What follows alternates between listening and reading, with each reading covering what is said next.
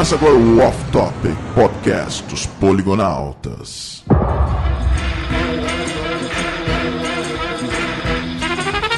Fala, meus fofos! Bem-vindo a mais um Off Topic! Uhul! Como vocês já sabem, esse que vos fala é o Atahel. Escaloba-loba. E aqui, do meu lado direito, Atim. Anti-esquerdo. Espirro. Triste, porque até hoje não conseguiu se matricular na escolinha de Kung Fu do Pai Mei.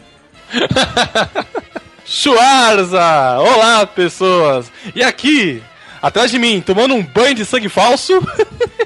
Las chicas, e vou mandar aqui um buongiorno pro nosso amigo lá do outro lado da cidade. Stalking Regis. Oi, caras. É isso aí, galera. A gente tá aqui então, novamente, com mais um Off Topic, como vocês podem ver. E dessa vez, eu não sei se todo mundo entendeu essas referências, mas a gente tá aqui pra falar, assim, na minha opinião, e eu acho que, pelo menos na opinião dos caras que estão aqui, pra falar de um cara que tem, assim, uma mente, no mínimo, mirabolante, cara. Olha mirabolante nisso. Que é o diretor, ator, roteirista, o que mais ele faz? Transformista, sei lá, tudo que você possa imaginar esse cara faz, que é o senhor Quentin Tarantino. Olha só. Então a gente vai falar um pouquinho, como eu havia dito, dos filmes do Tarantino e de algumas referências que a gente gosta bastante, que ele acaba colocando nos filmes. Mas antes disso, a gente vai fazer então a nossa leitura de e-mails e feedback da galera. Uhul!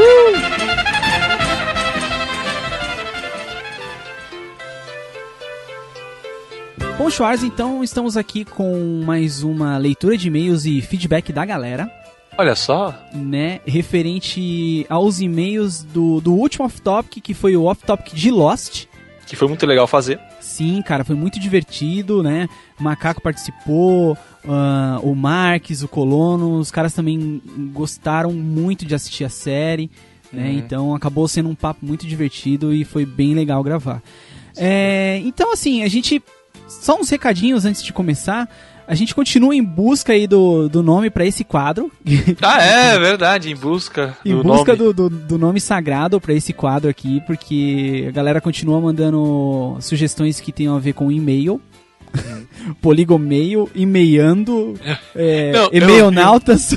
Não, eu vi um que era e-mail poligonáutico. E-mail poligonáutico.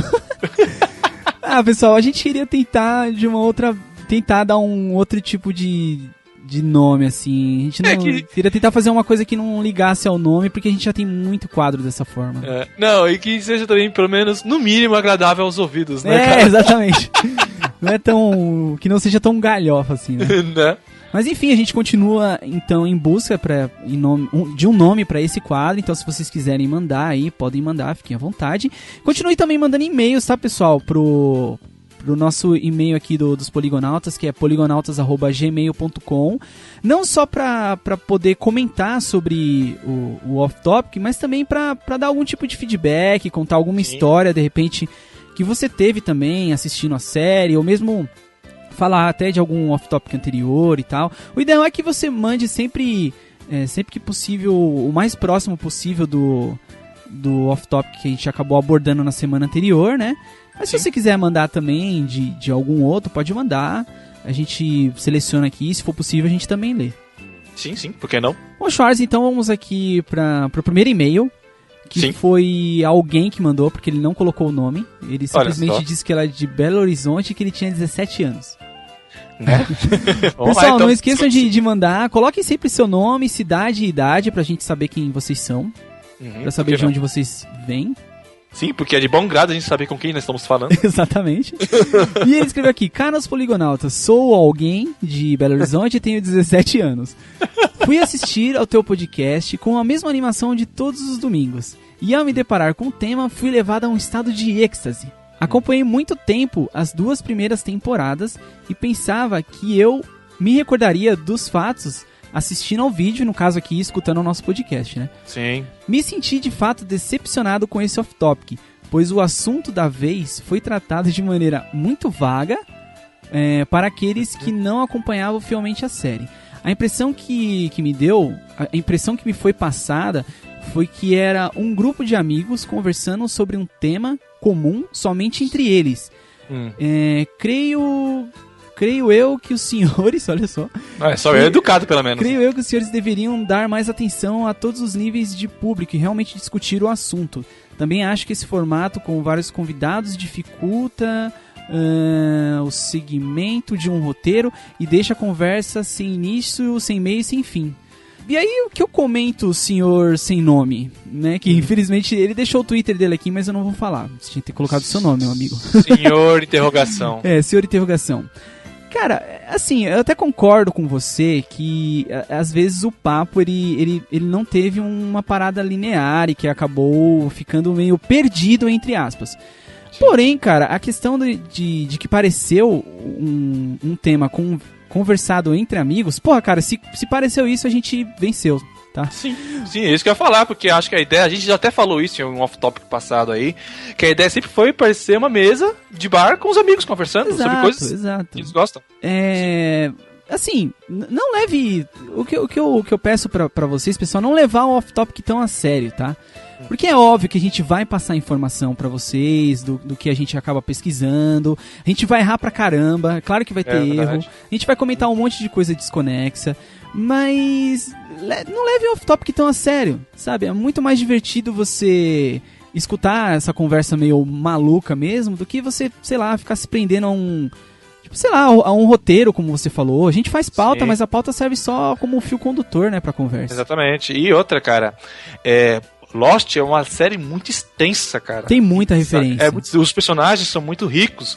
Tudo em Lost... Meu, dá pra você fazer um programa inteiro sobre uma temporada. Exatamente.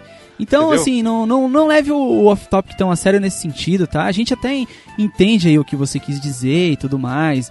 Até você escreveu isso de uma forma bastante educada. Eu agradeço a sua educação. Normalmente as pessoas já chegando com os 2 pés no peito, aquela coisa toda. Sim. Toma aí, seu judeu, pá! Exatamente. Mas, assim, cara, o toque que eu te dou é não leve o off-topic tão a sério, que realmente é uma conversa de bar mesmo. São amigos conversando sobre um assunto em comum. Então, sim, não leve o off-topic tão a sério. Bom, agora o próximo e-mail começa com: Olá, Poligonautas, meu nome é Daxon. Daxon, um nome bem, né? Diferente. Bem forte. Bem forte, né? Ele dá som pra gente. Não tô falando. Nossa. Eu tenho 4, 8, 15, 16, 23, 42 anos. Meu Deus, o mundo vai acabar. Eu achei que era telecena. Moro em Maceió, Alagoas. Queria dizer que o canal e o Off Topic estão me acompanhando há 6 meses. Caraca, quase uma gestação. Caramba, cara. E o de Lost foi o mais épico. Olha só. Obrigado. Né? Sobre o Off Topic, queria dizer que Lost não é uma série, é uma experiência. Concordo com o senhor, rapaz. Sim. E Lost mudou minha vida. Mudou a minha também. E todos os mistérios, personagens estrangeiros, etc. No Off Topic, vocês fizeram a mágica. Além de emocionar, vocês falaram... Você viu? A gente fez a mágica. Olha, cara, que legal. Cara, a gente achei de foda, cara. Vocês falaram em 1 hora de 6 anos que mudaram a minha vida. Já não sei mais o que fazer da minha vida. Já assisti Lost, Prison Break, Chuck, Heroes, etc. E quando eu tive a chance de assistir uma série nova de J.J. Abrams, Alcatraz, que infelizmente foi cancelada, eu achei que até seria interessante. Foi cancelado o Alcatraz? Foi cancelado. Pô, eu achei a ideia tão boa. Caraca. Tinha o Hurley. Tinha o Hurley, né? Olha só, verdade. Ele até cita, né, que tinha o George Garcia. E o pessoal falou, tipo, se vocês curtem Lost, assistam também o Alcatraz, porque é na mesma pegada. Pô, eu não sabia que foi cancelado, cara, que merda. E ela é mistério, cara, tipo assim, vários presos da Alcatraz somem e reaparecem nos tempos atuais, é uma coisa assim. Ah, que da hora. Aí, né, ele continua dizendo, né, que cancelou a série, né, e que não sabe mais o que fazer da vida dele, que é até um conselho de série nova. Cara, assista Game of Thrones. Game of Thrones. The Walking Dead também, é verdade. Ele disse só isso, galera, valeu. E ele fala, né? I see you another life, brother. See you another life, brother. Pô, esse aí gosta de Lost mesmo. Pô, obrigado, cara. Obrigado mesmo pelo teu e-mail aí. A gente fica muito feliz que vocês, né, tenham gostado aí do off-topic de Lost. Vamos aqui pro próximo, que é o Vinícius Andrioli. Ele mora na cidade de Rio Claro, eu já fui em Rio Claro. Andrioli parece o nome de um doce. E ele tem 15 anos. Olha só. E ele é da cidade de Rio Claro, como eu já havia dito. Olá para vocês. Gostaria de dar os parabéns pelo excelente off-topic sobre Lost. Obrigado. Para mim, vocês falaram de praticamente tudo, mas o que faltou foi citar o episódio O Incidente. O último episódio da 5ª temporada. Que na viagem no tempo, na ilha, os sobreviventes encontram a escotilha que derrubou seus aviões. Ele escreveu errado aqui, mas são seus aviões. Que estava sendo construído e tal. E chegaram à conclusão que se detonassem a bomba antes que a escotilha fosse construída, teoricamente eles não teriam acontecido e toda a história não teria se desenrolado. Né? Sim. E eu até comentei, a gente estava comentando agora há pouco mesmo sobre isso. Realmente foi eu até comentei do episódio, mas a gente não tratou ele de uma forma especial, assim, que eu acho que eu não diria que ele deveria ser tratado de uma forma especial, mas ele foi um episódio muito importante pra série, sim, com certeza. Com certeza, e foi muito dramático também, né? Foi um Sim. episódio muito dramático. A temporada terminou com ele, né, com aquele clarão, assim, do Juliette dando uma pancada na bomba. E aí aquele pensamento, né? Puta que pariu, vou ter que esperar 8 meses agora pra saber o que aconteceu com essa bomba. Não, e o foda é que esse episódio ele me deixou com uma expectativa lá em cima. Sim. Porque tinha aquela teoria do Faraday, né? Que se você explodisse a bomba lá e evitasse que tudo aquilo lá aconteceu, cada personagem teria um rumo normal. Exato, né? Exatamente. E você lembra, cara, que quando a Juliette explodiu a bomba, né? Sempre Lost, quando acaba, faz aquele barulho e a tela fica preta e escreve Lost em branco. Sim, sim. Nesse episódio, terminou invertido. Com fundo branco e Lost em preto. É verdade, cara. Aí eu falei, cara, mudou tudo. Alguma coisa vai ter nessa porra aí, velho. Aí, pô, aquele finalzinho lá. Pois tá, não sei o que. Mas enfim, é um episódio que eu acho que deve ser lembrado com certeza. E você nos fez lembrar e tá registrado aqui, então, essa lembrança. E vamos pro próximo e-mail. Bom, o próximo e-mail começa com Alô, meus fofos, uma máxima entre os e-mails. Vocês são muito legais, tem um ótimo canal. São seus olhos. Whiskas Sachê, acho que é aquele negócio de comida de gato. Tá, totalmente whatever. Tá. Whiskas Sachê, valeu, Whiskas Sachê. Não precisava. Chama gente de gatinhos. Olha só, eu sou um miau. Miau, miau. Miau. Eu estou com preguiça de bolar elogios, então vou deixar essa parte pra imaginação de vocês. Não, cara, nem vê com esse negócio de imaginação. Sai pra lá. Né? Eu queria dizer que comecei a ver Lost quando estava sendo lançada a 4ª temporada, mais um que não viu do começo. Pois é. E acompanhei da metade desta pra frente. Engraçado, né? Ele começou a ver pela temporada que é tida como a pior, né? Pois é, cara, começou a ver de uma forma não muito lá agradável. E mesmo assim se prendeu a série, né? Curtiu. Pô, legal. Aí falou que a série ela criou uma mitologia enorme, mistérios cativantes, personagens fantásticos e tal. E ele disse que deu uma saudade recentemente da série e começou a rever tudo. Ele está na 3ª temporada, pela 2ª vez. Caralho. E vendo as coisas, sabendo de todas as coisas, né, que iam acontecer na série. E realmente nada é comparado. Não existe nada comparado. Aí ele comenta dos ARGs, que foi até uma coisa que eu acho que o Colono comentou, só que ele não lembrou na hora, né? Que eram as ARGs, os jogos que tinham. Alternative Reality Game. Sim, jogo de tabuleiro, videogame. Videogame eu cheguei a jogar. A gente comentou sobre o The Experience, né, que teve, sim, né, mas sim. só esse, a gente não foi muito a fundo mesmo. Teve jogo pra PlayStation 2 até. Livro, episódios pra celular, podcasts, até mapa de Minecraft de Lost tem. Puta, pois é, pô, a gente precisa dar uma olhada nisso, cara. Cara, sim, interessante, eu me interessaria ainda mais. Seria legal. Né, ele fala que tinha várias coisas relacionadas aos números do Lost e tal. E ele fala uma coisa sobre o Charlie, né? Que era um personagem que todo mundo gostava. Na opinião dele, diz que isso aconteceu, dele ter morrido, por causa que ele foi guiado pelos caras mais badass da ilha, o Loki, na primeira temporada. E Mr. Echo na segunda. Acho que não tem nada a ver com o que ele tá dizendo, mas enfim. Na verdade, assim, o que eu acho que ele quis dizer foi o seguinte, que o Charlie, ele acabou chamando um pouco mais a atenção, porque ele sempre tava ali no pé de alguém, na barra da saia de alguém, do Loki, do Mr. Echo, do Desmond. Então, pode ser, acho que tem. Eu acho que o personagem tem um valor muito foda, tá ligado? Eu acho que eu assisti o primeiro episódio recentemente, né? E, o Charlie é realmente um personagem que chama atenção, porque ele é todo... Ele tem o problema dele com as drogas, ele é um personagem cheio de tiradas, ele é cheio de tiradinhas, sabe? Que, tipo, tem uma parte que a Kate tá correndo lá do monte de fumaça, e ela fica perguntando pelo Jack, Jack, cadê você? E ele fica puto, né? Eu sou o Charlie, viu? Não esquece de mim, sabe? Tipo assim, eu não me machuquei, viu? Tô bem, sabe? Então, ele é um personagem engraçado. Mas enfim, o e-mail dele é bastante extenso, tem muita informação aqui, a gente obviamente não tem como ler tudo. Inclusive, até peço pra vocês, pessoal, quando vocês forem mandar um e-mail, tentem ser mais sucintos, mandarem uma coisa resumida, mais direta mesmo. Porque, sei lá, quando vocês mandam um e-mail muito grande assim, a gente acaba não lendo ele por causa disso, né? A gente não consegue passar ele pro programa, né? Sim, sim. Ele termina falando das coordenadas, whatever aqui que ele dá. Vou falar as coordenadas pra vocês procurarem. 4, 8... Não, é 4... Vamos lá. Não, os números não. São os números? Mas eles são colocados em forma de coordenada, ó. 4.815. Sim. Eu não lembro qual que é longitude e latitude, sinceramente. Mas enfim, é 4.815 e o outro é 162.342. E aí ele diz o que aqui? Você joga no Google Maps e vai aparecer uma ilhazinha perto da Austrália. Ih, cara. Lá Los Angeles. E a ilha tem uma pista de avião. Cara, será que... Peraí, velho, eu vou fazer isso, peraí. Não acredito que você vai fazer, Eu vou fazer isso agora, cara. Caraca, velho, ele tá perto da Austrália. Sim.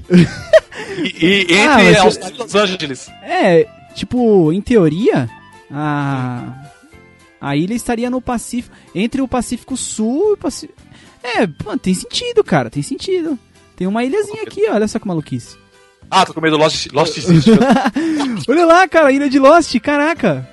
Consegue ver a Kate aí nadando? Velho, vamos pegar um bote e vamos até lá remando. Demorou. Bora lá? Bora agora? Bora lá, matar aquele monstro de fumaça, maldito. Vamos largar o off-top, vamos lá?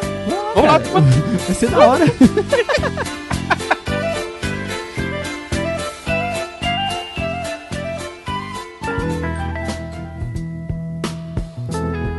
Bom, eu acho que antes de começar a falar propriamente dito dos filmes, né, que o Tarantino fez, dirigiu e participou também como roteirista, eu acho que a gente pode tentar desvendar de onde que vem essa fórmula que o Tarantino desenvolveu, porque como eu comentei no início, quem gosta dos filmes do Tarantino realmente gosta de verdade, e normalmente esse tipo de pessoa que gosta é a pessoa que ela é mais ligada em cinema mesmo, né? Leva o cinema como uma coisa mais a séria, não tão descompromissada, presta atenção em trilha sonora, em roteiro, esse tipo de coisa, né? Então, acho que a gente pode começar mais ou menos por aí. Por que vocês acham que o Tarantino traz esse tipo de coisa assim pros filmes e acaba amarrando a atenção da galera? O Tarantino é um cara apaixonado por cinema. Pra vocês terem uma ideia, o cara trabalhava em videolocadora. O cara nem era predestinado a trabalhar com cinema, né? Então ele via muito filme. E ele gostava muito desses filmes dos anos 70. Que foi também o tipo de filme que ele assistia na época, né? Que ele era jovem, né? Filmes. E ele é apaixonado por filme de Kung Fu. Aqueles filmes malucos de Kung Fu cordinha que as pessoas falam. Aqueles filmes de western, né? Que tinha Charles Bronson, aquela coisa... que aqui no Brasil foi conhecido como Bang Bang italiano. Uma vez eu li que perguntaram assim pro Tarantino em que escola que ele tinha estudado, né? Como é que ele tinha desenvolvido essas técnicas de cinema. Aí ele falou assim, ele respondeu que simplesmente ele ia ao cinema, ele ia muito ao cinema. Sim. Então ele acabou desenvolvendo essa paixão por realmente consumir muito filme, assistir muito filme. Como você falou, o cara trampou até numa locadora, né? Foi. Então, e é justamente porque ele trabalhou muito numa locadora que ele tem uma marca de filme que ele não viu no cinema. Certamente ele tem uma escola de cinema dos filmes que ele assistia no cinema, mas o tipo de cinema que ele faz, eu acho que tem bastante a ver com vídeo, né? Que é um negócio... Na locadora tem vídeo de cinema e tem vídeo de filme que foi feito pra televisão, esse tipo de coisa. Então ele viu muita coisa tosca, muita coisa bruta, muita coisa trash, e ele tem isso no cinema dele bastante porque ele ficava o dia inteiro assistindo filme numa locadora. Exato. Então, acho que isso que o Stalking Regis está falando... É mais ou menos aquela parada do diferencial que tem os filmes, eu não digo filmes casuais, mas os filmes blockbusters, assim, né? Que é mais direcionado ao grande público do que um filme que tem uma característica mais, por exemplo, num diálogo. Você pega os filmes do Tarantino, acho que... Não sei se foi o Tarantino que começou mais com essa parada de ter muito diálogo nos filmes, diálogos mesmo, assim, de coisas assim que de repente não tem nem muito a ver com a história. mas que tem a ver com o personagem do... Por exemplo, o cara em algumas frases ele pode, tipo, se definir, entendeu? Você pode conhecer o personagem numa conversa que ele tem com uma outra personagem do próprio filme. Dou exemplo do início do Pulp Fiction, que tá o John Travolta ali, o Samuel L. Jackson, os caras estão conversando, e aí eles falam de um monte de coisa já da vida deles. Então, você sabe que um deles foi pra Holanda, né, algo assim, né? E que eles trabalham junto e tal. Então, acho que esse foco também no diálogo é uma coisa que diferencia também desses filmes mais blockbusters, assim, que tem por aí. Com certeza, virou uma marca do cara, né? Sim. Eu acho que legal esse negócio que você falou sobre os diálogos, que uma coisa que eu percebo, assim, por exemplo, quando você vai fazer um vilão no cinema, ou um bandido, qualquer coisa, eles são 100% maus, eles não têm sentimentos bons, sabe? Parece que ele cresceu já matando gato, quebrando o pescoço. Sim. Né? São 100% mal, sabe? Tem um nome pra falar isso, que eles usam em novela, em filme e tal, só que eu esqueci agora. E o Tarantino, quando ele coloca esses diálogos, por exemplo, esse diálogo que você falou entre o Julius e o Vincent Vega. O Vincent. Eles estão conversando sobre hambúrguer.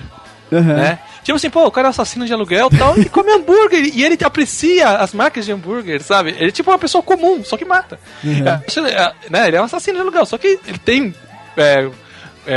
gostos comuns, ele tem uma vida paralela à vida de assassino dele. Então o Tarantino, ele às vezes mostra nesses diálogos comuns, que nem no começo do Cães de Aluguel, que os caras estão dissecando lá com a Virgem da Madonna. Sim. Sabe? Eu acho muito legal essa parada dele, esses diálogos que ele tem, que são meio até fora do contexto do filme, sabe? Esse negócio aí dos diálogos do Tarantino, eu queria falar o seguinte. Uma vez, com certeza, né? Mas eu não sei quando, o Hitchcock, e atribui essa fala ao Hitchcock, eu acredito que seja dele mesmo. Ele diz que o cinema é a vida sem as partes chatas. E os diálogos, esses diálogos conhecidos do Tarantino, eles são, todas as vezes os caras estão falando de coisas corriqueiras, coisas que teoricamente são chatas. Sim. E essa é justamente a graça dos filmes dele, dessa marca dele, nos filmes que tem essa questão do diálogo, tem filmes dele que ele não foca muito isso. É uma marca dele. No começo você até perguntou assim, não sei se foi ele que começou com isso e tal, acredito que fazer como ele faz, colocar esses diálogos corriqueiros no filme e as pessoas se interessarem por isso, eu acho que é uma marca dele mesmo, né? Ele faz isso como nenhum outro cara consegue fazer, porque você não quer colocar isso no seu filme. Você quer contar logo a história e isso pode atrapalhar o desenrolar das coisas, né? Tem uma coisa que eles chamam no cinema de barriga, pode ser barriga. Você ficar falando de uma coisa que não tem nada a ver com a narrativa, mas acaba que tudo aquilo faz sentido e você não consegue desgrudar o olho da tela. E ele começou isso logo no Cães de Aluguel, né? Que foi, se eu não me engano, a primeira direção dele mesmo, né? Porque antes ele tinha contribuído com roteiros, não é isso? Sim. Então, e ele já começou essa parada de imprimir essa parada do diálogo e você conhecer as personagens através do diálogo já no Cães de Aluguel. Então, assim, ele meio que falou assim, eu cheguei aqui pra isso, esse é meu jeito, eu vou fazer cinema dessa forma, entendeu?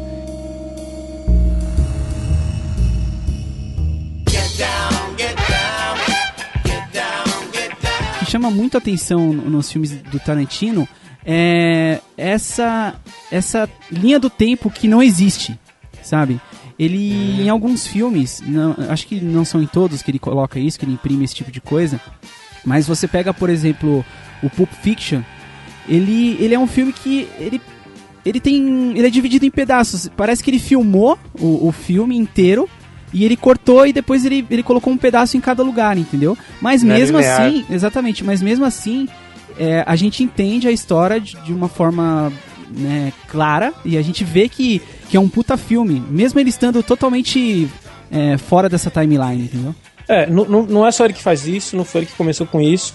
Isso é muito legal, eu acho isso muito, muito legal. O filme fica muito bom quando você começa a se perguntar por que tá começando uma história diferente, porque você tá vendo uma coisa, daqui a pouco tá acontecendo uma outra coisa totalmente diferente, isso é legal. Eu particularmente gosto, mas eu tenho uma tendência, depois de um tempo, de você me falar do filme e falar de algumas cenas das partes desconectadas eu nem lembrar. Tipo, eu acabo quando esses filmes são assim, tem várias histórias paralelas acontecendo e depois tudo meio que se mistura, eu acabo gostando mais de alguma coisa e ficando com aquilo e perdendo com o tempo a parte do filme que no fim todo ficou legal, mas eu acabo perdendo aquela parte que eu gostei menos por causa disso, por causa dessa meu cérebro acho que entende que é um monte de filme mesmo. Entendi. Sabe o que eu acho legal? Quando o cara consegue fazer um filme não linear e ele conta alguma parte da história que não está relacionada com o fim, mas que dá um ar diferente pra coisa toda que você acabou de assistir, entendeu? Uhum. Que nem no próprio Pulp Fiction, quando eles anunciam um assalto no começo do filme. Sim. E aí no final do filme você descobre que o Jules e o Vincent Vega estão lá, né? Sim. E eles passaram por aquela cena antes de outras cenas que eles foram ter no filme. Então você fala assim, caramba, o dia dos caras foi terrível, né? Porque isso é fenomenal, velho. Eles foram baleados lá, sobreviveram, aí atiraram no maluco, aí limparam o carro, foram pro restaurante, foram assaltados, tipo, tudo no mesmo dia. Não, assim. então, legal você comentar isso, cara, porque, sério mesmo, quando eu tava assistindo o filme, porque assim, na verdade eu tinha assistido já Pulp Fiction, mas eu assisti de uma forma meio descompromissada, assim, eu falei, aí esses dias eu falei, não, eu vou assistir o filme de novo, vou prestar bem atenção nos detalhes e tal, pra poder comentar direitinho. E quando eu cheguei nessa parte, eu percebi, tipo assim, na hora eu percebi assim que era o lugar por causa do desenho dos assentos, né, que é tipo esses assentos mesmo, tipo de lanchonete antiga, exatamente. E eu percebi, cara, os caras estão naquele mesmo lugar que iniciou aquele diálogo lá no início do filme, né? Inclusive, o Tim Roth, né? Tim Roth. O nome do ator, tipo, participou também de Cães de Aluguel. Na verdade, o Tim Roth participou de uns 3 filmes do Tarantino, né? Na verdade, 2 filmes, né? Cães de Aluguel, Pulp Fiction e teve o Grande Hotel também. Mas não é um filme dele, né? Tem uma... Parece que a quarta parte é a direção dele, né? Isso. A última parte. Então. Mas então, só voltando na questão do que o Lasticas estava falando, na hora que eu vi essa parada do sofá e eu reconheci o lugar por isso, eu falei, mano, tipo, sério que ele vai fazer isso, tá ligado? Na hora, óbvio que, tipo, eu já percebi. Mas eu falei, cara, tipo, fenomenal, sabe? A montagem do Tarantino é muito foda. Ele consegue pegar um personagem, matar ele no metade do filme e ele voltar depois, por causa da forma que ele monta as coisas, não precisa ser linear. O Travolta, né, ele morre e depois ele tá de volta no filme, normal. Inclusive a morte do Travolta tá meio ligado com esse acontecimento do restaurante, porque o Jules fala que vai deixar o crime, né? É verdade. E quando o Travolta morreu, ele tava sozinho e os caras sempre trabalhavam juntos. É verdade. Sim, quem mata ele é o Buddy, Bruce né? Willis. Aquela cena é sensacional. Vocês sabem quem foi que montou o filme? Quem é o editor? Não. Porque ele também tem um pouco de mérito, né? Claro. O Tarantino com certeza ficou do jeito que ele queria, mas na montagem você consegue fazer outro filme, né? Não, é verdade, tem Então, razão. O cara com certeza deve ter dado várias dicas legais pra montagem ficar interessante como ficou também. Eu acho que o Stalking Regis, que é formado aí já num curso de cinema, pode dar... Porque eu mesmo, quando assisto um filme, eu não consigo separar o que é mérito do roteirista, o que é mérito do editor, o que é mérito do diretor, entendeu? É óbvio que nenhum diretor vai deixar o editor fazer o filme sem a gerência dele. Mas se ele deixar, ele não vai reconhecer o próprio filme depois. Claro.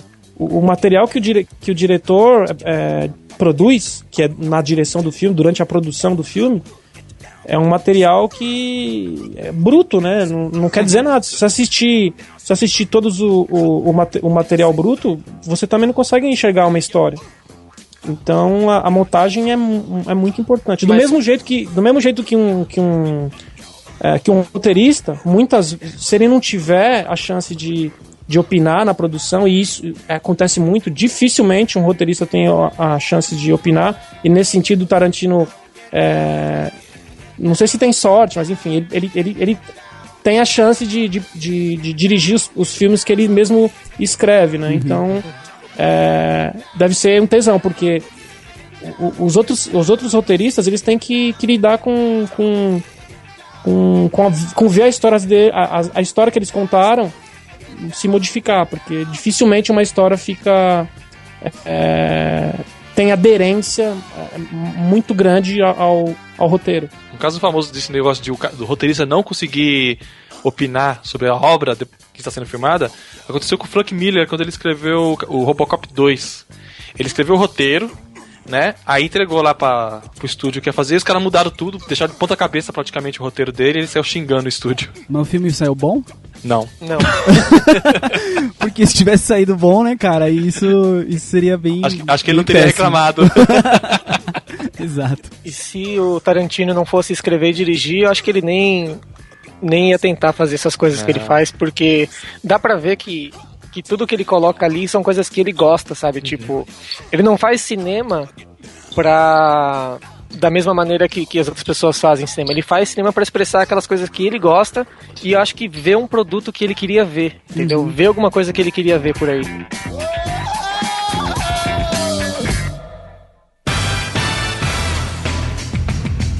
Vamos falar agora de algumas coisas, de referências externas ao filme, tá? O Spike Lee, certa vez, uma coisa até um pouco polêmica, né? O Spike Lee, eu não sei se ele chegou a levar a cabo, mas ele andou com umas ideias de processar o Tarantino por discriminação racial. Porque tanto no Cães de Aluguel quanto no Pulp Fiction tem várias comparações de branco com negro, colocando o negro numa posição de inferioridade, rebaixando, assim, de inferioridade, exatamente, você falou inferioridade. E realmente, cara, é uma coisa que ele meio que fala muito e tal, mas eu não consigo ver maldade nisso, né? Filme, não é o Tarantino que tá lá, são personagens. Sim. O cineasta, o roteirista, ele precisa enxergar o mundo com as coisas que tem dentro do mundo, né? Exato. E esse tipo de coisa existe. Né? Claro. Não significa que o filme... Porra, se a gente fosse imaginar que todas as coisas que tem nos filmes são ideias que os diretores, os roteiristas nutrem dentro deles, então, porra, beleza, o Tarantino é um assassino, né? E por aí vai. Não é uma bobagem, mas é realmente uma marca que tá lá. Isso realmente é recorrente nos dois filmes. Eu acho que tem a ver com o contexto do filme também, com os personagens em si, né?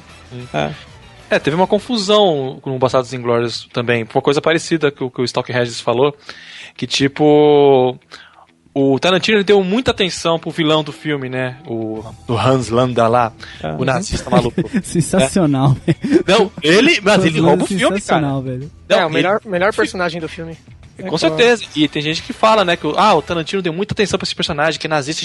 A gente não pode amar o vilão do jeito que tá amando. Então, do Tarantino, ele era um nazista, não sei o quê. Olha só o que o cara conseguiu, velho. O cara conseguiu fazer que uma personagem que teoricamente deveria ser o vilão, né, da história, fez tipo todo mundo adorar o cara, entendeu? Mas é o caso do Coringa, né, o anti-herói, né, cara? Isso é pura arte, cara. Exato. O cara humanizar um demônio, velho, ele é artista, velho. Eu acho assim, que no primeiro filme, que é o Cães de Aluguel, o Tarantino tinha pouca grana, e apesar de ter um elenco sensacional, e aí tem poucas locações, né? Isso acaba é um risco que você tem de o filme não ficar interessante, fica sempre aquele mesmo cenário, mas ele tava muito afiado naquela questão dos diálogos, então o filme é demais. Tem sempre alguma coisinha que poderia melhorar. Eu sempre fico um pouco chateado com a forma como o Tarantino termina a boa parte dos filmes dele, tipo, como que aquele cara ia falar que ele era policial pra todo mundo morrer? Como é que o Hans Landa ia se deixar trair daquele jeito? Ele era tão inteligente, né? Como é que o John Travolta ia deixar a metralhadora em cima da pia, né? Eu vou citar mais um exemplo. Como é que o pai Mei foi envenenado por aquela mina lá? Exatamente, tipo, perfeito. Né, cara? Não faz sentido. É uma coisa recorrente, mas... E um pouco ele deve estar tentando também humanizar essas pessoas, mas eu acho que, que exagerou um pouco, né? E aí, tudo bem, eu acho que ele estava muito afiado nessa questão do diálogo no Cães de Aluguel. Eu acho que a marca do filme são os diálogos que não tem nada, muitos deles não tem nada a ver com não precisa daqueles diálogos para o andar da história, e mesmo assim a gente adora. E aí, só que ficou carregado, né? Ficou muito isso, mas era um cara que estava aparecendo, foi bom. E aí no Pulp Fiction ele deu uma equilibrada, tem bastante ação, né? E também tem bastante esses diálogos. Então acho que equilibrou legal, acho que por isso que muita gente fala que um dos melhores filmes dele é o Pulp Fiction. O Kill Bill é o contrário, ele começou com muito diálogo, equilibrou no Pulp Fiction, aí no Kill Bill ele quase tirou os diálogos. Tipo, nossa, tem muita ação. Exato. E tem pouquíssimos diálogos. Mesmo assim tem alguns diálogos bem interessantes, porque é óbvio, não tem como ele tirar isso dos filmes dele. No Bastardos Inglórios, aí acho que ele deu uma relaxada, assim. Ele falou, cara, eu quero só me divertir. Eu quero brincar um pouquinho, né? E acabou que ele deixou uma personagem brilhar mais do que o filme. Sim. Né? Aquele papel do Hans Landa realmente é o único mérito que tem naquele filme. O Tarantino se fudeu. Aquele cara é o melhor cara da história toda. Sim. Muita gente mexe o pau nesse filme, fala que ele largou um pouco a violência de lado, que era característica dele, né? Falaram na época que os personagens ficaram muito caricatos. Tipo assim, os personagens do Tarantino geralmente são caricatos mesmo, mas nesse filme ficaram muito, muito caricatos, principalmente o Brad Pitt. Né, e o vilão carrega o filme nas costas, né, praticamente. Aquele Hitler lá eu achei afetadíssimo, né? Tipo, apesar que a maioria... afetado. Não, mas a maioria das interpretações, pelo menos que eu vejo assim... Tem até um filme, eu não sei se vou lembrar o nome, que tem um Hitler assim que é totalmente afetado também, cara. Você tá falando da Queda? Eu acho que é esse filme mesmo. Que ele fica gritando lá, então eu não sei se é proposital. Não, mas na Queda não é caricato, né? Não, é que o Hitler gritava mesmo. Não, mas eu entendi que o Otto Hell falou, é um Hitler da Queda, se for mesmo a Queda, é um Hitler bastante irritadinho, né, dando tia, assim. Exato. Sim. Há pouco tempo atrás eu comentei, alguns minutos atrás, né, eu comentei que Pulp Fiction era um filme que boa parte das pessoas acham o melhor do Tarantino, mas é um filme tão interessante que acabou influenciando o cinema depois dele, assim. Tipo, tem filmes de diretores que eu gosto muito, que fazem referências claras a cenas do Pulp Fiction. Vou citar dois. Um é aquela cena da dança do twist lá entre a personagem da... A Mia.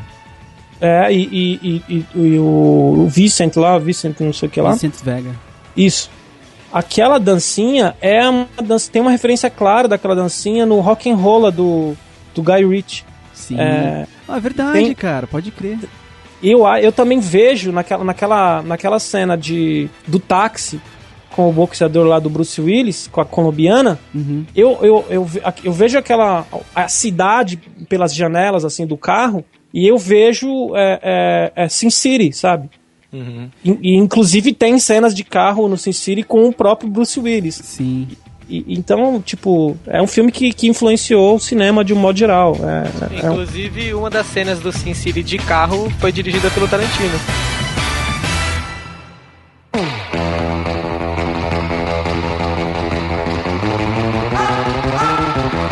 O que eu queria também falar um pouquinho dos filmes do Tarantino é a questão da trilha sonora.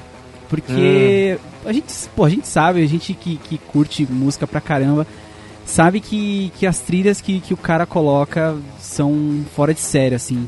Cara, eu não consigo ouvir o Dick Dale sem aquela introdução do Pulp Fiction, sem cara. lembrar de Pulp Fiction. É possível, né, cara? E olha só, cara, eu andei pesquisando, cara, não que o Dick Dale não era conhecido, mas muita gente conheceu o Dick Dale ou voltou a lembrar do Dick Dale depois de Pulp Fiction, cara. O Black Eyed Peas regravou e tudo, né? Exatamente. E foi também uma época que deu até uma deslanchada na surf music também. essa questão dele trazer, ele traz muito isso, né, na trilha sonora do Pulp Fiction. Não, uma coisa que parece muito é que ele escreve a cena ouvindo a música, né? Porque cara, encaixa muito bem, né, cara? Exatamente. Não, na verdade, cara, parece que para algumas cenas ele utiliza, ele pensa na música e da música ele cria a cena, ele cria o roteiro e cria a história. Parece que realmente isso existe mesmo, é uma das fórmulas dele de criação. Sem contar as homenagens que ele faz, né? Tipo, no Kill Bill, quando ele tem umas cenas assim, tipo de duelo, ele coloca a música do Era Uma Vez no Oeste. Ele usa muita sonoplastia de seriado antigo dos anos 60. Sim. O Kill Bill é inteiro uma homenagem, né, cara? É inteiro uma homenagem, são cara. Homenagens diversas a várias coisas bacanas, assim. Engraçado é que ele coloca assim, ele mistura, né? Gosta de misturar as trilhas, né? Então ele coloca elementos de filmes assim, de faroeste e tal, e coloca com uma coisa ali meio eletrônica. Ele mistura tanto que ele me coloca David Bowie tocando na Segunda Guerra, cara. Exato. Entendeu? Ele mistura pra caramba, cara. Não sei se já ouviram falar desse boato, eu nunca fui a fundo disso, que tipo, todos os filmes do Tarantino estão interligados numa realidade paralela. Tipo assim, por exemplo, o Vic Vega que aparece no Cães de Aluguel seria irmão do Vicente Vega. Cara, eu já vi isso, inclusive tem um curta, vídeo, né? tem um curta que eu não sei por quem foi produzido, mas quem atua é o Selton Mello e o... Caraca, esqueci o nome do cara. O Seu Jorge. Seu Jorge. E que ele conta realmente isso, que tipo, os filmes do Tarantino seria tipo uma ópera, tá ligado? Tudo Sim, se unindo, assim. O que vocês acham sobre isso? É só uma brincadeira. É só uma brincadeira, né? Porque eu já ouvi falar que quem toca o piano lá na igreja na cena do casamento lá da noiva do Kill Bill é o Julius do... Cara, mas peraí. No final do Kill Bill, nos créditos, mostra que é o Samuel L. Jackson, cara. Ah, é? É. Não sei se isso eu vocês não já lembro. viram. Não, nos créditos mostra Samuel L. Jackson. É o Samuel L. Jackson. É ele Olha mesmo. Só que isso é tudo barela, não...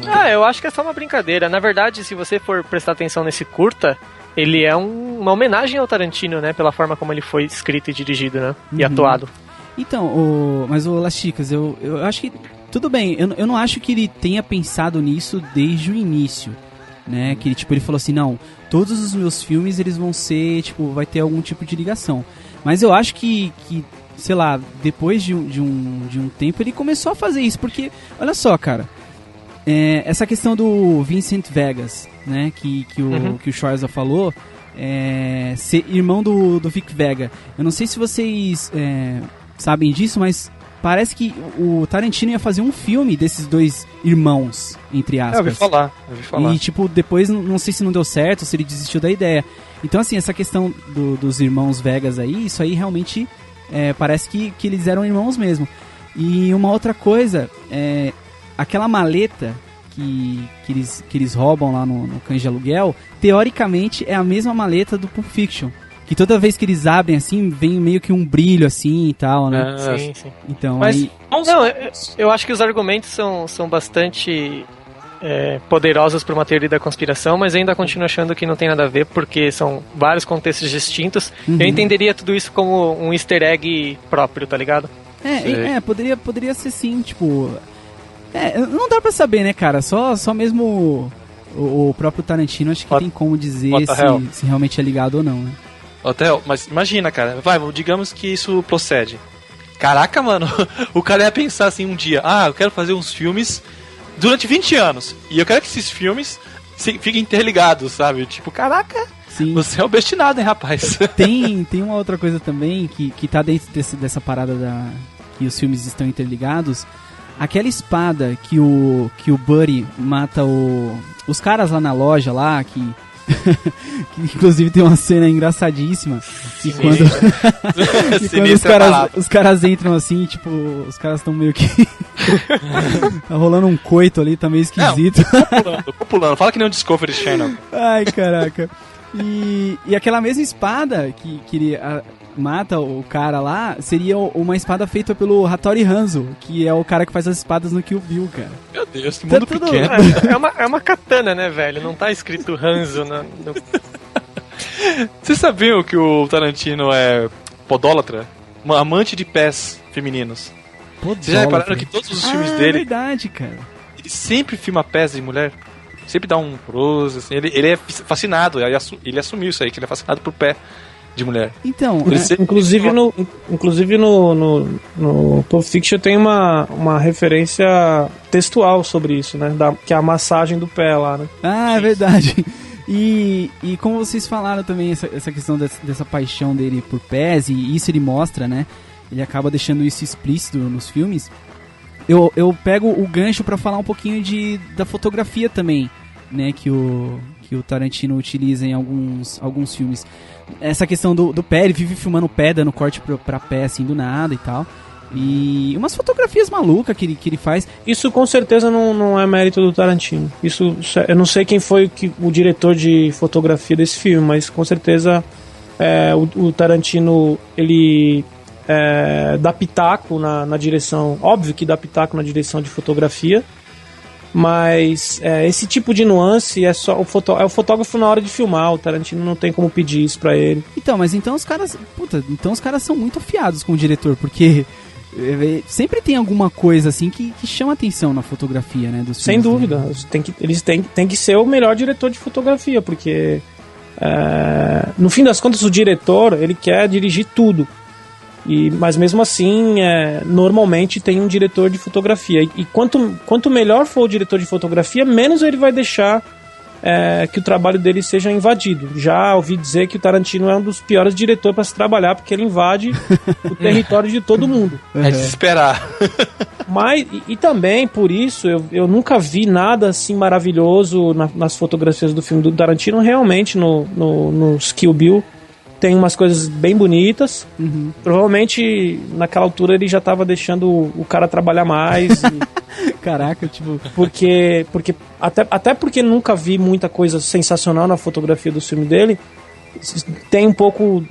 pode ser que tenha... Eu não lembro agora quem foi o diretor de fotografia, mas pode ser que tenha a ver com o fato dele estar trabalhando com pessoas que toleram um diretor... chato. E falar em diretor, não digo chato, mas fanfarrão, tem um diretor que é muito amigo do Tarantino, que é o Robert Rodrigues. Vira e mexe, eles trabalham juntos. É um diretor também que eu queria falar um negócio sobre ele, que ele é um cara que é um bom diretor no filme Grande Hotel, que até o Tarantino participa. A parte que o Robert Rodrigues dirigiu, pra mim, é a melhor. Eu também entendeu? concordo. Qual que é Eu a acho parte a que ele melhor. dirige? É a parte do Antônio Bandeiras. Ah, tá. Meu, Aqueles molequinhos, velho. Caraca, Isso. que raiva desses moleques, mano. Não, pra mim é a melhor parte. Aí o Robert Rodrigues faz uns filmes foda, e aí daqui a pouco ele lança Lava Grill versus não sei o que, Boy. Esses filmes infantis, Pequenos sabe? Espiões. Pequenos Espiões 3D. Eu fico pensando, cara, mas esse cara deve fazer assim. Ele é um diretor autoral, só que não tem muita grana. Aí ele fala, vou fazer um filme pra Disney, eu sei lá pra quem, com as crianças que soltam fogo pela mão. Aí eu junto o cofre de novo e faço outro filme autoral.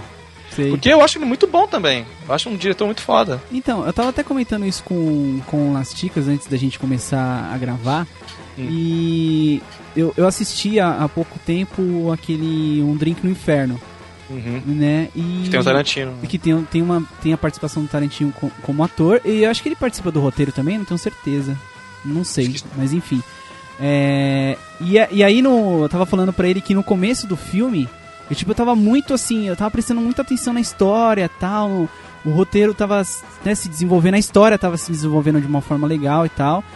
E aí, cara, do meio do filme pra frente, tá ligado? Virou uma outra coisa, virou um show de bizarrice, tipo, aqueles vampiros esquisitos, tá ligado? Aquela parada gore, assim, sei lá, cara. Eu não sei se minha visão tá muito restrita de cinema, mas eu não curti muito essa nuance que ele fez, sabe? Acho que foi um tapa na cara, assim, muito forte pra quem tava assistindo o filme. Mudou totalmente, sabe? Parece que virou um outro filme. Sei lá, eu gosto pra caramba. Eu vou confessar uma coisa sobre esse filme. Eu gosto muito da parte que tá lá o Tarantino e o George Clooney, meu idolatrado George Clooney, estão fazendo aquele pessoal de refém. Eu gosto muito dos diálogos, da tensão que eles colocam no filme, sabe? Quando chega naquela parte dos vampiros, eu perco o interesse. Não, então, sei. Foi exatamente o que aconteceu comigo, cara. Eu Sério perco o interesse totalmente. Eu fiquei vendo os caras se comendo lá, né? Aquela porra toda, violência e o cara fazendo o defunto de uma guitarra, a guitarra de um defunto. Eu falei, mano, que porra é essa, velho? Que virou esse filme, tá ligado? O mais legal, cara, é que vocês estão falando disso e é exatamente a mesma questão do sangue voando no Kill Bill, né, cara? Não, mas peraí, velho. É exatamente levar no extremo do gore e da brincadeira, né, cara?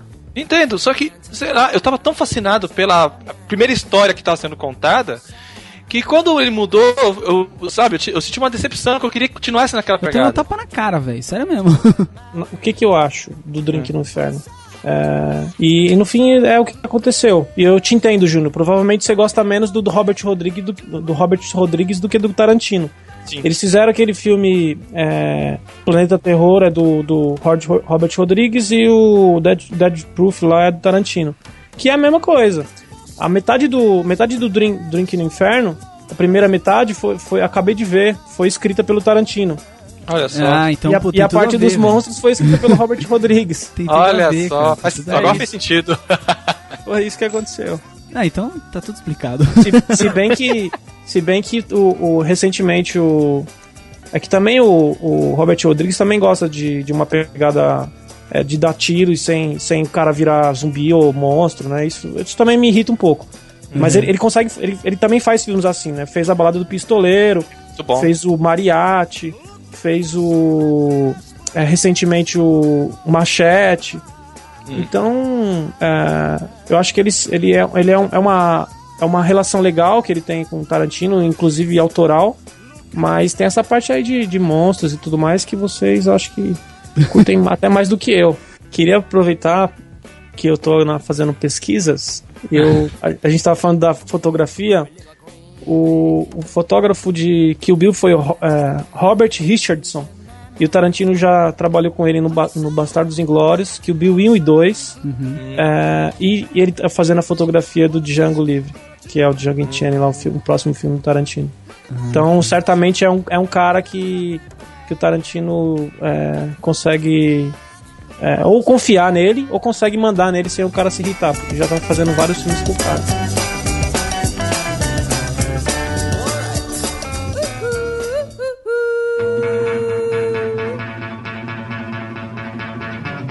Vamos então fazer o seguinte. Eu queria que vocês dissessem qual o melhor filme do Tarantino, na opinião de vocês, e falasse o porquê. Meu filme preferido, vai entrar no clichê danado, mas é Pulp Fiction mesmo. Porque eu acho a montagem dele muito foda. E acho que foi o que mais me impactou, sabe? Tipo, sempre quando eu vou... Por exemplo, quando o filme me marca, eu sempre uso cenas e diálogos do filme no meu dia a dia, sabe? Tipo, eu vejo uma situação tal, eu falo, pô, é igual no Kill Bill. Ah, pô, a situação é igual aconteceu no filme tal. E esse filme foi o que mais me marcou nesse sentido, sabe? Tipo, eu lembro que quando assisti, eu tive que rever logo em seguida. Cara, de tanto que eu gostei do filme. Entendeu? Eu assisti assim, não, vou ver de novo. E pá, desde o começo. Eu pensei que você tinha assistido de novo porque você não tinha entendido. Não, porque eu fiquei fascinado. Fiquei fascinado com o filme. E o que eu menos gosto, já vou aproveitar também. Aproveita e fala o que você menos gosta. O que eu menos gosto, eu acho que é o Bastardos Inglórios. Não, acho que Jack Brown. Aliás, né, cara, a gente não falou nada de Jack Brown, né? Por quê? Vocês não gostam do filme? Eu te respondo a sua pergunta falando do filme que a gente não falou, que o Júnior não gosta. É o filme que eu mais gosto. Jack Olha Brown? Caraca! Eu acho esse filme, ele é muito coerente. As histórias, como eu disse, eu gosto de filmes com histórias que se conectam mais no final do filme e tal. Isso são surpresas legais e tal. Mas eu gosto do Jack Brown justamente porque ele é um filme bastante coeso, assim, ele bastante a narrativa. No Tarantino tem um problema também que eu acabei não falando.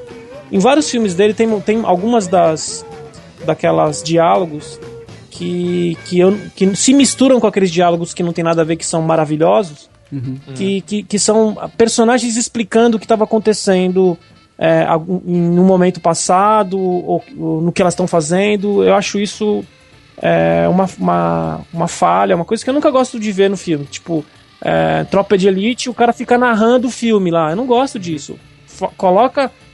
Você tem o recurso de colocar na tela as imagens, deixa as coisas acontecer, a gente pensa o que a gente quiser pensar. E em vários dos filmes do Tarantino tem muito... eles ficam contando as histórias, até no Bastardos Inglórios, fica contando quem eles são, o que eles fazem, como é que funciona. E no Jack Brown não tem isso, o filme acontece, sabe? tem uma história e eles vivem a história. Por isso que é o filme que eu mais gosto. O Jack Brown, assim, eu assisti também há pouco tempo. E eu não sei, cara, eu acho que pegando o gancho do que você falou, que é o que você mais gosta, eu acho que é o que eu menos gosto porque eu não sei, cara, acho que eu não vi muito. Aí, refletindo também um pouco do que você falou, dessa questão da história, eu não vi muito a maluquice do Tarantino nesse filme, entendeu? E aí eu acabei, sei lá, acho que eu acabei não gostando. Não que eu não goste, pô, o filme é bom e tal, mas dos filmes do Tarantino é o que eu menos gosto, né? Porque acho que ele não tem essa brincadeira, essa... É mais sóbrio. Exatamente, acho que ele é muito... é um filme mais sério, né? Ou o humor é mais refinado. Pode ser. É humor inglês. Não, cara, mas pode ser também, cara. Mas, sei lá, acho que dos filmes dele, assim, o que eu menos gosto é o Jack Brown, porque eu acho que não tem essa maluquice dos filmes do Tarantino que normalmente tem, Pulp Fiction, né, o Bastardos Inglórios, o Kill Bill. E eu acho que que eu mais gosto, eu não sei, cara, é difícil. Eu fico entre Cães de Aluguel e Pulp Fiction também. Pulp Fiction, acho que eu fico com a trilha de Pulp Fiction e com uns diálogos de Cães de Aluguel. Eu não gosto muito do Bastardos Inglórios. Fiquei na dúvida em falar que é Jack Brown e Bastardos. Acho que a única coisa que eu gosto do Bastardos Inglórios é do Hans Landa. Caraca, velho. O personagem salvou o filme, né? Ele sobressaiu o filme, na minha opinião. Uhum. Então, acho que Jack Brown vai ficar bem falado aí, vai ficar 2-2. Eu gosto muito desse filme. Caraca. Mas eu vou falar, eu tenho dois preferidos, né? Uhum. O Jack Brown, por causa da história, eu gosto muito, acho bem legal. O personagem do Robert De Niro nesse filme é muito bom, cara. Mó maluco. Né? É sensacional. É incrível. E de diversão, de só sentar na poltrona e assistir, eu gosto do Kill Bill. Porque são dois filmes diferentes, né? Acho que você gosta do filme por uma coisa ou outra, ou você gosta do diálogo, ou você gosta da ação. Então, em questão de filme, de história, eu gosto do Jack Brown. Em questão de diversão, eu gosto do Kill Bill. Uhum. E os que eu menos gosto são os dois últimos, o Bastardos Inglórios e o Prova de Morte. Eu acho esses filmes que não tem nada de novo pra acrescentar no que o Tarantino tinha feito. Sei lá, se você for ver do começo, cada filme, como o próprio Stockenhead estava falando, você vai tendo uma progressão, né? Primeiro você tem muito diálogo, pouca locação, depois você tem diálogo com ação, depois você tem bastante ação. E esses dois últimos acho que não acrescentaram nada, só o Hans Landa salva mesmo. E é isso aí. É verdade. Atende la creme.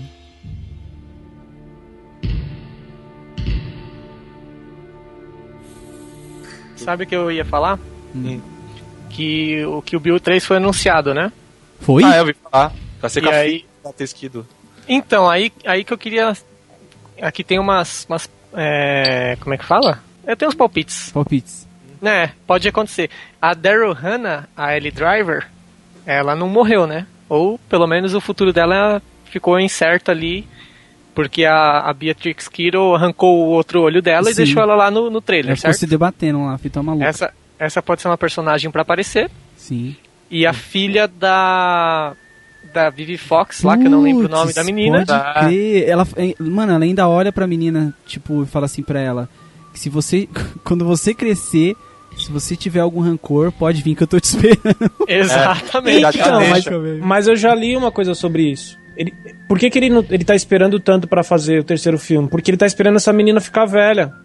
Pra dar alguma coisa, né? Caraca. Não, porque ela vai a própria atriz? Depois que ela tiver adulta, ela vai fazer o papel, cara. Caraca. Ele tá esperando. Ele tá esperando o tempo passar pra fazer isso. Cara, se o Tarantino fizer isso, sério, velho. Puta que pariu. Velho. Não vai fazer demais, mais. Cara. Puta merda, velho. A personagem vai crescer com ódio mortal. E a atriz com a alegria maravilhosa. Caralho. Não sei nem quem que ela tá fazendo por agora, mas ela vai fazer simplesmente um filme sensacional do Tarantino. E isso aí, essa questão dela deixar a menina falar isso pra ela, né? Quando você crescer eu vou estar te esperando, é muito, muito enraizado naqueles filmes que ele tava homenageando com o Kill Bill, né, cara? Verdade. Que é essa coisa do... Você lembra do Era Uma Vez no Oeste? Que tem o cara que toca gaita lá? Sim, sim. Que ele era o irmão do cara que o Henry Fonda lá tinha matado, que ficou velho, foi atrás dele. Então tem toda essa relação com esses filmes que ele gostava e que ele tava homenageando ali. O Gaita era o... aquele... Charles Bronson. Charles Bronson, né, cara? Esse filme é muito bom, cara. Muito bom, cara. Muito bom.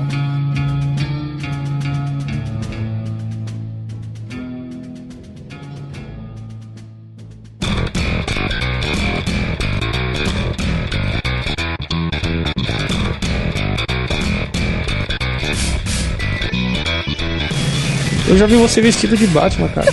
Bate farrapo. Farrapo. Você foi o melhor Batman que eu já assisti, cara. Pra essa Christian Bale. Não, então, o Stalking Reis, conta essa história aí, cara. Verdade, a gente foi assistir esse filme aí, o filme do Batman. Coringa, né? Uhum. Ah, Jesus. Do Heath Ledger, juntos, inclusive. Juntinhos. E aí ele tava lá, vestido de Batman, veja você. Não, mas peraí, não era um Batman comum, né? Era o Batman mais pobre que eu já vi na minha vida. O Bate-farrapo. O Stalkerhead, e você lembra que tinha um Batman responsa lá, né, cara? Aí o contraste foi maior. Meu, aquele Batman era muito responsa. Mas eu vou te falar uma coisa. Pelo menos a gente deu carona pra a melhor Coringa que tinha lá. A louca, meu Deus. Olha aí. E depois eu dei uma carona pra menina, a gente largou ela no metrô 3 horas da manhã. Porque tava todo mundo com medo dela. Caraca, velho. Ninguém quis hospedar a menina, mano. Caralho, no final das contas, a menina ficou largada, é isso. Ninguém ia querer ter coragem de chegar perto dela, cara. Eles acharam que... Eles devem ter pensado assim, cara... Vamos aí, de repente o Regis se interessa, o Stalking Regis se interessa por ela no meio do caminho e aí tá tudo bem. E aí, tô nem aí, velho, larguei na porta do metrô na madruga sozinho, velho. Uns homens só querem ver o mundo pegar fogo, né, velho? Já dizia o Coringa. Imagina quão bacana foi isso, cara. O metrô vazio, uma menina linda, né, ao contrário, A mina travestida de Coringa. Se a primeira pessoa que chegou lá perto, velho, ela saiu a milhão. O cara tava até armado e saiu correndo. Achou que era a loira do banheiro que tinha, sei lá, feito uma hora extra, cara. Escapou do banheiro. Eu queria registrar minha despedida. Tá, pode registrar. Eu quero assistir o jogo. O Neymarzinho vai jogar e tá muito legal. Puta, foi demais. Se não ficar bom, se a galera não curtir, tudo bem, né? Vocês não chamam mais a gente pra gravar, mas vamos conversar de novo assim, que foi muito legal. Foi sim. Não, vai lá, velho, vai assistir seu jogo lá de boa. Tá bom? Um beijo pra todos vocês. Beijo. Tchau.